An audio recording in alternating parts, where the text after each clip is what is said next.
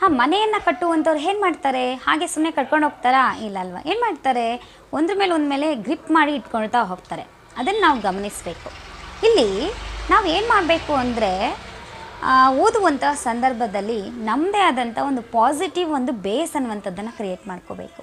ಅಂದರೆ ನಾನು ಓದಬೇಕು, ನಾನು ಚೆನ್ನಾಗಿ ಓದಬೇಕು, ಒಳ್ಳೆಯ ಅಂಕ ಪಡ್ಕೋಬೇಕು ಅನ್ನುವಂಥ ಒಂದು ಮನಸ್ಥಿತಿ ನಮಗಿರಬೇಕು.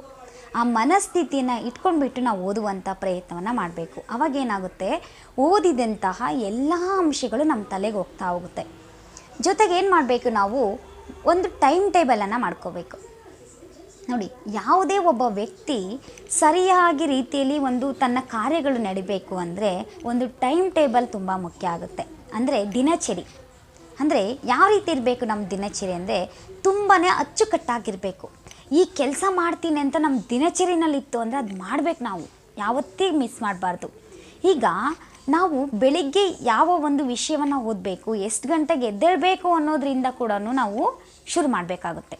ಅಂದರೆ ನಮ್ಮ ದಿನಚರಿ ಹೇಗಿರಬೇಕಂದ್ರೆ ನಮ್ಮ ಓದಿಗೆ ಪೂರಕವಾಗುವಂತಹ ರೀತಿಯಲ್ಲಿರಬೇಕು. T V ನೋಡಬಾರ್ದಾ? ಇಲ್ಲ, ನೋಡಬಾರ್ದು ಅಂತ ಎಲ್ಲೂ ಇಲ್ಲ. ಮೊಬೈಲ್ ನೋಡಬಾರ್ದಾ? ನೋಡಬಾರ್ದು ಅಂತ ಇಲ್ಲ. ಯಾಕಂದರೆ ಈಗಿನ ಯುಗದಲ್ಲಿ ಟಿ ವಿ ನೋಡದೇ ಇದ್ದರೆ, ಮೊಬೈಲ್ ನೋಡದೇ ಇದ್ದರೆ ಕೆಲವೊಂದು ವಿಚಾರಗಳು ನಮಗೆ ತಿಳಿಯೋದೇ ಇಲ್ಲ. ಹೇಗಾಗ್ಬಿಡ್ತೀವಿ ನಾವು? ಹಳೆಯ ಕಾಲದಲ್ಲಿ ಇದ್ದವ್ರ ಥರನೇ ಆಗಿಬಿಡ್ತೀವಿ. ಆದರೆ ನಾವು ಏನು ಮಾಡಬೇಕು, ಯಾವುದನ್ನು ಕೂಡ ಅತಿಯಾಗಿ ಮಾಡಬಾರ್ದು. ಮೊಬೈಲ್ ನೋಡಬೇಕಾ? ಆಸೆ ಇದೆಯಾ? ನೋಡಬೇಕಂತ ಅನಿಸುತ್ತಾ? ಅಪ್ಪ ಅಮ್ಮನ ಹತ್ರ ಕೇಳಬೇಕು, ಒಂದು 5 ನಿಮಿಷ, ಒಂದು 10 ನಿಮಿಷ ನೋಡ್ತೀನಮ್ಮ ಮೊಬೈಲ್ನ ಅಂತ ಹೇಳಿ ಇಸ್ಕೊಂಡು ನೋಡಿ ಬಿಟ್ಬಿಡ್ಬೇಕು. ಫ್ರೆಂಡ್ಸ್ ಜೊತೆ ಮಾತಾಡ್ತೀರಾ? ಮಾತಾಡಿ, ಇದು ಮಾಡಿ. ಆಮೇಲೆ ಟಿ ವಿ ನೋಡ್ತೀರಾ? ಯಾವುದಾದ್ರೂ ಒಂದು ಒಳ್ಳೆ ಪ್ರೋಗ್ರಾಮ್ ನೋಡಿ, ಒಂದು ಒಳ್ಳೆ ನಗುವಂಥ ಕಾರ್ಯಕ್ರಮ ನೋಡಿ, ಖುಷಿಯಾಗಿರಿ. ಒಂದು 5 ನಿಮಿಷ ಸ್ಪೆಂಡ್ ಮಾಡಿ, ಒಂದು ಅರ್ಧ ಗಂಟೆ ನೋಡಿ. ಆಟ ಆಡ್ತೀರಾ? ಹೊರಗಡೆ ಹೋಗಿ ಆಟ ಆಡಿ, ಆರಾಮಾಗಿ ಫ್ರೆಂಡ್ಸ್ ಜೊತೆ ಆಟ ಆಡ್ಕೊಂಡು ಬನ್ನಿ. ಆದರೆ ಯಾವುದೇ ಕೆಲಸ ಮಾಡುವಾಗಲೂ ಕೂಡ ಅತಿಯಾಗಬಾರ್ದು. ಅದು ನಮ್ಮ ಒಂದು ಓದಿಗೆ ಧಕ್ಕೆ ತರುವಂಥ ರೀತಿಲಿರಬಾರ್ದು ನಮ್ಮ ದಿನಚರಿ. ಅದನ್ನು ಗಮನಿಸಬೇಕು. ಹಾಗಾಗ್ಬಿಟ್ಟು ಏನು ಮಾಡಿ, ನೀವು ಒಂದು ದಿನಚರಿಯನ್ನು ಮಾಡ್ಕೊಳ್ಳಿ. ಬೆಳಗ್ಗೆ ಇಷ್ಟು ಗಂಟೆಗೆ ಎದ್ದೇಳಬೇಕಂದ್ರೆ ಅಷ್ಟು ಗಂಟೆಗೆ ಎದ್ದೇಳಿ. ಒಂದು ಅಲ್ರಾಮ್ ಸೆಟ್ ಮಾಡಿ. ಹೇಗಿದ್ದರೂ ಮನೇಲಿ ಮೊಬೈಲ್ ಕೊಡ್ತಾರೆ ಅಲ್ವಾ? ಅರ್ಧ ಗಂಟೆ ಯೂಸ್ ಮಾಡಲಿಕ್ಕೆ ಕೊಡ್ತಾರೆ. ನೀವು ಅಪ್ಪ ಅಮ್ಮಂಗೆ ಹೇಳ್ಬಿಡಿ, ನೀವು ಮೊಬೈಲ್ ಅಲ್ರಾಮ್ ಇಡ್ತೀರಿ. ಯಾಕಂದರೆ ಈಗ ಕೊರೋನಾ ಬಂದಾದಮೇಲೆ ಎಲ್ಲರಿಗೂ ಒಂದೊಂದು ಸಪ್ರೇಟ್ ಆಗಿರುವಂಥ ಮೊಬೈಲ್ಗಳ ಕೊಡಿಸಿರುವಂಥದ್ದು ಕೂಡ ಕೇಳಿದ್ದೀನಿ ನಾನು. ಮನೇಲಿ ಏನಂದರೆ ಇಂಡಿವಿಜುವಲ್ ಮೊಬೈಲ್. ಅಪ್ಪ ಆಫೀಸ್ಗೆ ಹೋಗ್ತಾರೆ, ಅಮ್ಮನೂ ಏನೋ ಕೆಲಸಕ್ಕೆ ಹೋಗ್ತಾರೆ, ಏನೋ ಡ್ಯೂಟಿ ಮಾಡ್ತಾ ಇದ್ದಾರೆ. ಮತ್ತು ಮನೇಲಿರುವಂಥ ಮಗು ಹೇಗೆ ಕ್ಲಾಸ್ ಕೇಳಬೇಕು? ಅದಕ್ಕೆ ಏನು ಮಾಡಿದರು, ಟ್ಯಾಬು ಮೊಬೈಲ್ಗಳು ಬಂದೋದು. ಕೊಡಿಸಿರೋರು ಅಪ್ಪ ಅಮ್ಮ ಮೊಬೈಲ್ ಅವಾಗ ಅಲ್ವಾ, ಕ್ಲಾಸ್ ಬೇಕು ಅಂತೇಳ್ಬಿಟ್ಟು. ಅದಾದಮೇಲೆ ಏನು ಮಾಡ್ತೀರಾ, ನಿಮ್ಮದೇ ಆದಂಥ ಒಂದು ಮೊಬೈಲ್ಗಳು ಕೂಡ ಇರ್ತವೆ. ಅದಕ್ಕೆ ಅಲ್ರಾಮ್ ಇಟ್ಕೊಳ್ಳಿ. ಮೊಬೈಲ್ನ ಬಳಕೆ ಮಾಡೋದನ್ನು ಹೇಗೆ ಅನ್ನೋದನ್ನು ಗೊತ್ತಿರಬೇಕು ನಮಗೆ. ಅಂದರೆ ದುರುಪಯೋಗ ಮಾಡ್ಕೋಬಾರ್ದು. ಯಾವುದೇ ವಸ್ತುಗಳನ್ನು, ಯಾವುದೇ ಒಂದು ಈ ಒಂದು ಎಲೆಕ್ಟ್ರಾನಿಕ್ಸ್ ಇರುವಂಥ ಐಟಮ್ಗಳನ್ನ ನಾವು ಯಾವುದಕ್ಕೆ ಬಳಸಬೇಕು ಅಷ್ಟೇ ಬಳಸಬೇಕು. ಅತಿಯಾಗಿ ಯಾವುದಕ್ಕೂ ಬಳಸಬಾರ್ದು. ಮನುಷ್ಯನೂ ಕೂಡ ಅಷ್ಟೇ. ಅತಿಯಾಗಿ ಕೆಲಸ ಮಾಡ್ತಾಯಿದ್ರೆ ಮಾಡ್ತಿದ್ದೇನೆ ಕಂಟಿನ್ಯೂ ಕೆಲಸ ಮಾಡ್ತಾಯಿದ್ರೆ ಏನಾಗ್ತಾನೆ ಮನುಷ್ಯ? ಅನಾರೋಗ್ಯ ಬರುತ್ತೆ ಅಲ್ವಾ?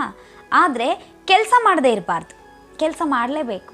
ಕೆಲಸ ಮಾಡಲಿದ್ದ ಕೂತ್ರು ಕೂಡ ತುಕ್ಕಿಡಿಯುತ್ತೆ ಯಾವುದಾದ್ರೂ ಒಂದು ವಸ್ತು. ಅದೇ ಕೆಲಸ ಮಾಡಲಿದ್ದೆ ಮನುಷ್ಯ ಇದ್ದರೂ ಕೂಡ ಏನಾಗ್ತಾನೆ, ಆ್ಯಕ್ಟಿವ್ ಆಗಿರಲ್ಲ ಅಲ್ವಾ? ಏನಾದರೂ ಒಂದು ಚಟುವಟಿಕೆ ಮಾಡಲೇಬೇಕು. ಹಾಗಾಗಿ ನಮ್ಮ ಒಂದು ದಿನಚರಿನ ಏನು ಮಾಡಬೇಕು, ಬೆಳಿಗ್ಗೆ 5 ಗಂಟೆ ಇಲ್ಲ 4:15 ಎದ್ದಬೇಕು.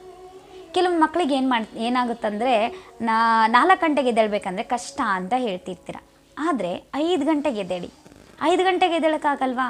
5 ಗಂಟೆಗೆ ಎದ್ಬಿಟ್ಟು ಏನು ಮಾಡಬೇಕು, ನಿಮ್ಮ ನಿತ್ಯ ಕರ್ಮಗಳನ್ನು ಮುಗಿಸ್ಕೊಂಡ್ಬಿಟ್ಟು ಏನು ಮಾಡಬೇಕು, ಒಂದು ವಿಷಯವನ್ನು ಓದ್ಕೊತ ಕುತ್ಕೋಬೇಕು. ಅಂದರೆ ಯಾವುದಾದ್ರೂ ಒಂದು ಸಬ್ಜೆಕ್ಟನ್ನು ಟೈಮ್ ಟೇಬಲ್ ಹಾಕ್ಕೊಂಬಿಡಿ. ನಿಮ್ಮ ಸ್ಟಡಿ ರೂಮ್ ಅಂತ ಇರುತ್ತೆ ಸಪ್ರೇಟಾಗಿ, ಆ ಸ್ಟಡಿ ರೂಮಲ್ಲಿ ಹಾಕ್ಕೊಂಬಿಡಿ ಒಂದು ಕಡೆಗೆ. ನೀವೇ ಸ್ವತಃ ಬರ್ದಾಕ್ಕೊಳ್ಳಿ.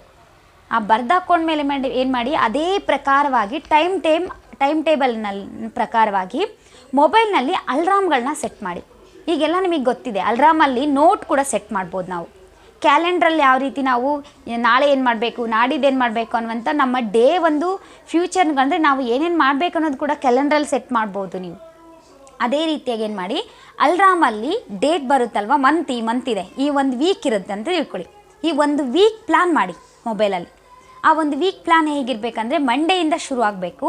ಮಂಡೆಯಿಂದ ಶುರು ಮಾಡ್ಕೊಂಡು ಏನು ಮಾಡಿ, ನೀವೆಲ್ಲ ಪ್ರತಿನಿತ್ಯ ನಿಮ್ಮ 5 ಗಂಟೆಗೆ ಎದ್ದಿಂದ ಏನು ಮಾಡಬೇಕು, ಎಷ್ಟು ನಿಮಿಷ ಬೇಕು, ಏನು ಮಾಡಬೇಕು, ಪ್ರತಿಯೊಂದಕ್ಕೂ ಅಲ್ರಾಮ್ ಸೆಟ್ ಮಾಡಿ. ಒಂದು ಅರ್ಧ ಗಂಟೆಗೆ ಒಂದು ಸರಿ ಅಲ್ರಾಮ್ ಹೊಡಿದ್ರೂ ಪರವಾಗಿಲ್ಲ. ಅಂದರೆ ಚಿಕ್ಕದಾಗಿರುವಂಥ ಒಂದು ಸೌಂಡನ್ನು ರಿಂಗ್ ಟ್ಯೂನನ್ನು ಹಾಕ್ಕೊಂಡ್ರೆ ಆಯಿತು. ನಿಮಗೆ ಗೊತ್ತಾಗುವಂಥ ಒಂದು ಡೀಪ್ ಕೊಟ್ಕೊಂಡ್ರೆ ಆಯಿತು. ಒಂದು ಕುಯ್ ಅನ್ನುವಂಥ ಒಂದು ಡೀಪ್ ಒಂದು ಚಿಕ್ಕದಾಗಿರುವಂಥ ಒಂದು ಸಿಗ್ನಲ್ ಥರ ಕೊಟ್ಕೊಂಡ್ರೆ ಆಯಿತು. ನಿಮ್ಮನ್ನು ಅದೇ ಎಚ್ಚರಿಸ್ಬೇಕು.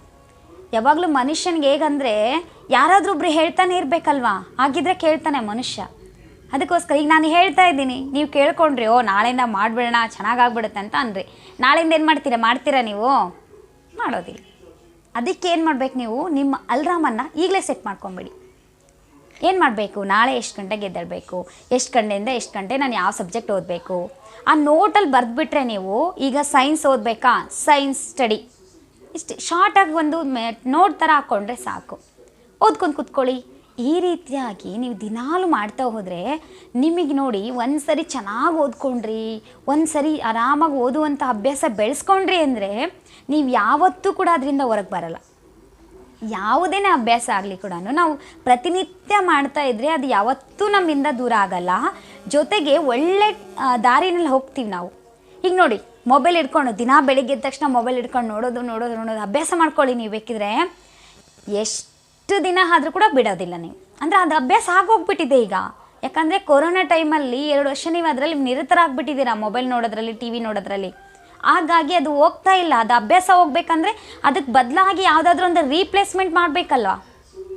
ಅದನ್ನು ಸ್ಟಡಿ ರೀಪ್ಲೇಸ್ಮೆಂಟ್ ಮಾಡಬೇಕು ನೀವು. ಎಷ್ಟು ಗಂಟೆಗೆ ಎದ್ದೇಳಬೇಕು, ಎಷ್ಟು ಗಂಟೆಗೆ ನಾವು ಊಟ ಮಾಡಬೇಕು, ಎಷ್ಟು ಗಂಟೆಗೆ ಯಾವ ಸಬ್ಜೆಕ್ಟ್ ಓದಬೇಕು, ಈ ರೀತಿಯಾಗಿ ಟೈಮ್ ಟೇಬಲ್ನ ಮಾಡಿಕೊಂಡು ಓದ್ತಾ ಹೋಗಿ. ಅಲ್ರಾಮನ್ನು ಸೆಟ್ ಮಾಡ್ಕೊಳ್ಳಿ. ಮೊದಲು ಏನು ಮಾಡಬೇಕು, ಬೇಸನ್ನು ಕ್ರಿಯೇಟ್ ಮಾಡ್ಕೊಳ್ಳಿ. ನಾನು ಓದಬೇಕು, ಈ ಸಬ್ಜೆಕ್ಟಲ್ಲಿ ಒಳ್ಳೆ ಅಂಕ ಪಡ್ಕೋಬೇಕು, ನಾನು ಈ ವರ್ಷ ಒಳ್ಳೆ ಅಂಕ ಪಡೀಲೇಬೇಕು ಅಂತ ಮನಸ್ಸಿಗಿಂತ ದೊಡ್ಡದು ಯಾವುದೂ ಇಲ್ವಂತ ಜಗತ್ತಲ್ಲಿ. ಮನಸ್ಸು ಮಾಡಿದರೆ ಏನು ಬೇಕಾದರೂ ಮಾಡ್ಬೋದು ಅಲ್ವಾ. ನಿಮಗೆಲ್ಲ ಗೊತ್ತಿದೆ, ಮನಸ್ಸಿದ್ರೆ ಮಾರ್ಗ ಅಂತಲೂ ಇದೆ ಅಲ್ವಾ. ಮನಸ್ಸಿ ಮುಖ್ಯ. ನೀವೆಲ್ಲ ಓದಬೇಕು ಅಂತ ಯೋಚನೆ ಮಾಡ್ತೀರಾ, ಅಂಕ ಬರಬೇಕಂತ ಯೋಚನೆ ಮಾಡ್ತೀರಾ, ಆದರೆ ಮನಸ್ಸೇ ಮಾಡಿಲ್ಲ ಅಂದರೆ ಅಲ್ವಾ ಕಷ್ಟ ಆಗುತ್ತೆ. ಹಾಗಾಗಿ ನಿಮ್ಮ ಮನಸ್ಥಿತಿಯನ್ನು ಸಿದ್ಧ ಮಾಡ್ಕೊಳ್ಳಿ. ನಾನೀಗ ನಿಮಗೆಲ್ಲ ಹೇಳ್ತಾ ಇದ್ದೀನಲ್ವ, ಈ ವಿಚಾರವನ್ನು ಹೇಳ್ತಾ ಇದ್ದೀನಿ. ಏನೇ ಮಾಡಿದೆ ನಾನು ಈ ವಿಚಾರ ಹೇಳಬೇಕು ಅಂತ ಅಂದ ತಕ್ಷಣವೇ ನಾನೆಲ್ಲ ಸಿದ್ಧತೆಯನ್ನು ಮಾಡ್ಕೊಂಡು ಹೇಳ್ತಾ ಇದ್ದೀನಿ ವಿನಃ ಹಾಗೆ ಹೇಳಿಬಿಡೋಣ ಅಂತ ಬಂತಾ ಹೇಳಲಿಕ್ಕೆ ಇಲ್ಲ. ಸಿದ್ಧತೆ ಬೇಕು. ಯಾವುದನ್ನೇ ಹೇಳಬೇಕಾದ್ರೂ, ಯಾವುದನ್ನೇ ಮಾಡಬೇಕಾದ್ರೂ ಅದು ಸರಾಗವಾಗಿ ಮಾಡಬೇಕು, ಒಳ್ಳೆ ರೀತಿಲಿ ಮಾಡಬೇಕಂದ್ರೆ ಮೊದಲು ನಮ್ಮ ಸಿದ್ಧತೆ ತುಂಬ ಮುಖ್ಯ ಆಗುತ್ತೆ. ಅದಕ್ಕೋಸ್ಕರ ಹೇಳ್ತಾ ಇದ್ದೀನಿ ಮಕ್ಕಳೇ, ನೀವೆಲ್ಲರೂ ಏನು ಮಾಡಿರಿ, ಒಂದು ಸಿದ್ಧತೆಯನ್ನು ಮಾಡ್ಕೊಳ್ಳಿ. ಓದೋ ವಯಸ್ಸಲ್ಲಿ ತುಂಬ ಚೆನ್ನಾಗಿ ಓದ್ಬಿಡ್ಬೇಕು. ಆಮೇಲೆ ನೀವೈತಲ್ಲ ಏನು ಮಾಡಬೇಕು, ಆಮೇಲೆ ಓದೋದು ಇರುತ್ತೆ, ಇಲ್ಲ ಅಂತ ಹೇಳಲ್ಲ. ಆದರೆ ತುಂಬ ಚೆನ್ನಾಗಿ ಓದ್ಕೊಂಡ್ಬಿಟ್ರೆ ಈಗ ಮುಂದೆ ಸ್ವಲ್ಪ ಓದಿದರೆ ಸಾಕು.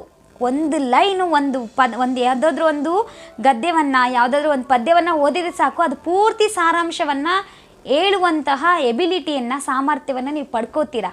ಹೇಗೆ ಅಂದರೆ ನೀವು ಅಂದರೆ ನಿಮ್ಮ ಒಂದು ವಯಸ್ಸು ಹೆಚ್ಚುತ್ತಾ ಏನಾಗುತ್ತೆ, ನಿಮಗೆ ಆ ಸಾಮರ್ಥ್ಯ ಕೂಡ ಬರ್ತಾ ಹೋಗುತ್ತೆ. ಯಾಕಂದರೆ ಅದು ನಮ್ಮ ಒಂದು ಅಂದರೆ ಮಕ್ಕಳಿಗೆ ಮಟ್ಟಕ್ಕೆ ಅದು ಬೆಳೀತಾ ಹೋಗುತ್ತೆ. ಈಗ ಏನು ಅನಿಸುತ್ತೆ, ಅಪ್ಪ ಎಷ್ಟು ಚೆನ್ನಾಗಿ ನೆನ್ಪಿಟ್ಕೊಂಡಾರೇನೋ, ಹೆಂಗೆ ಹೇಳ್ತಾರೇನೋ ಅವರು ದೊಡ್ಡವರು ಅಂತ ಹೇಳ್ತೀರಲ್ವಾ. ನೀವು ದೊಡ್ಡವರಾದಮೇಲೆ ಆ ಸಾಮರ್ಥ್ಯ ನಿಮಗೆ ಬರುತ್ತೆ. ಈಗ ನೀವು ಚಿಕ್ಕವರಿದ್ದೀರಾ ಅಂತೇಳಿ ಹಾಗೆ ಗೊತ್ತಾಗ್ತಾ ಇಲ್ಲ. ಆದರೆ ಆ ದೊಡ್ಡವರಾಗಬೇಕು, ಆ ಹೇಳುವಂಥ ಸಾಮರ್ಥ್ಯ ಪಡ್ಕೋಬೇಕಂದ್ರೆ ಈಗ ಚೆನ್ನಾಗಿ ಓದಬೇಕು. ಈಗ ಚೆನ್ನಾಗಿ ಓದಿಲ್ಲ ಅಂದರೆ ಏನಾಗುತ್ತೆ, ಕಷ್ಟ ಆಗುತ್ತೆ. ಚೆನ್ನಾಗಿ ಓದಬೇಕು ಅಂತ ಹೇಳ್ತಾ ಇದ್ದೀನಿ, ಆದರೆ ಚೆನ್ನಾಗಿ ಓದಬೇಕು ಅಂದರೆ ಏನು ಮಾಡಬೇಕು ಅಂತಲೂ ಹೇಳ್ಕೊಟ್ಟಿದ್ದೀನಿ ಆಯಿತಾ. ಅದಕ್ಕೋಸ್ಕರ ನೀವೆಲ್ಲರೂ ಕೂಡ ಚೆನ್ನಾಗಿ ಓದ್ತೀರಾ, ಒಳ್ಳೆಯ ಅಂಕಗಳನ್ನ ಪಡಿತೀರಾ ಅಂತ ಹೇಳ್ತಾ, ಯಾರೆಲ್ಲ ನಮ್ಮ ಚಾನಲ್ನ ನೋಡ್ತಾ ಇದ್ದೀರೋ ದಯವಿಟ್ಟು ಹೀಗೆ ಹೊಸ ಹೊಸ ವಿಚಾರಗಳನ್ನು ನನಗೆ ಗೊತ್ತಿರುವಂಥ ಮಟ್ಟಕ್ಕೆ ನಿಮಗೆ ತಿಳಿಸುವಂಥ ಪ್ರಯತ್ನವನ್ನು ಮಾಡ್ತಾ ಇದ್ದೀನಿ. ದಯವಿಟ್ಟು ನಮ್ಮ ಚಾನಲ್ನ ಸಬ್ಸ್ಕ್ರೈಬ್ ಆಗಿಲ್ಲ ಅಂದರೆ ಈ ಕೂಡಲೇ ಸಬ್ಸ್ಕ್ರೈಬ್ ಆಗಿ, ನಾನು ಹಾಕುವಂತಹ ಎಲ್ಲ ವಿಡಿಯೋಗಳ ನೋಟಿಫಿಕೇಷನ್ ನಿಮಗೆ ತಲುಪಬೇಕಾದ್ರೆ ಬೆಲ್ ಬಟನ್ ಮೇಲೆ ಕ್ಲಿಕ್ ಮಾಡಿ ಅಂತ ಹೇಳ್ತಾ, ಮುಂದಿನ ವಿಡಿಯೋದಲ್ಲಿ ಮತ್ತೊಂದು ಹೊಸ ವಿಚಾರವಾಗಿ ತಿಳಿಸ್ಕೊಡ್ತಾ ಇದ್ದೀನಿ. ದಯವಿಟ್ಟು ಅಲ್ಲಿವರೆಗೂ ರತ್ನ ಪ್ರಪಂಚ ಚಾನಲನ್ನು ನೋಡ್ತಾ ಇರಿ. ಈ ವಿಡಿಯೋ ಇಷ್ಟ ಆದರೆ ದಯವಿಟ್ಟು ಲೈಕ್ ಮಾಡಿ. ನಿಮಗೇನಾದರೂ ಹೇಳಬೇಕು ಕೇಳಬೇಕು ಅಂತ ಅನಿಸಿದ್ರೆ ದಯವಿಟ್ಟು ಕಮೆಂಟ್ ಮಾಡಿ ಅಂತ ಹೇಳ್ತಾ ನಾನು ಈ ಒಂದು ಮಾತುಗಳನ್ನ ಮುಗಿಸ್ತಾ ಇದ್ದೀನಿ. ಧನ್ಯವಾದ.